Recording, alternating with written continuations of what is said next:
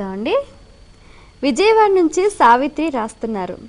కోడలు గర్భవతిగా ఉన్నప్పుడు ఇంట్లోని వారు వ్రతాలు చేయవచ్చా తెలియచేయగలరు అంటూ రాస్తున్నారు. కోడలు గర్భవతిగా ఉంటే ఇంట్లోని వారు 3వ మాసం వరకు లేదా ఇంకా అత్యవసరమైన విషయం అనుకున్నట్లయితే 6వ మాసం లోపు తప్ప ఆ తర్వాత చేయకూడదు.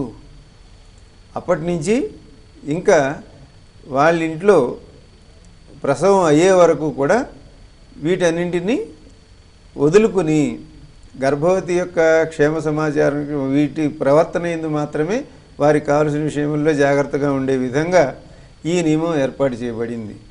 కాబట్టి ఆ కోడలు కనుక ఆ వంశం వారికి ఆ ఇంట్లో వారికి అందరికీ కూడా జాతాశౌచం అనగా ఇంకా 7వ నెల నుంచి ఎప్పుడైనా ప్రసవం జరగచ్చు. సంపూర్ణమైనటువంటి అవయవములు లోపల ఏర్పడుతూ ఉంటాయి. అందువలన 3వ నెల వరకు లోపల ఈ వ్రతములు ఇవి ఆచరించుకోవడం, 3వ నెల వరకు కూడా అసలు పూర్వం గర్భవతి అవునా కాదా అనే విషయం తెలిసేది కాదు.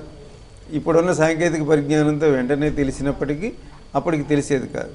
కాబట్టి అప్పటి వరకు కానీ ఆ తర్వాత ఈ వ్రతములు లాంటివి చేయకుండా ప్రసవానంతరం మాత్రమే జరపడం అనేది సంప్రదాయం.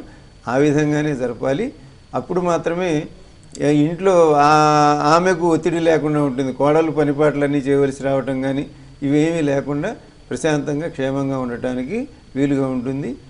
మళ్ళీ కొంత నెలలు వచ్చాక పుట్టింటికి వెళ్ళటం, ఆ అమ్మాయి ఉండి తీరాలి అక్కడ, కాబట్టి ఇత్యాది కారణాల వలన ఇవి పనికిరావు.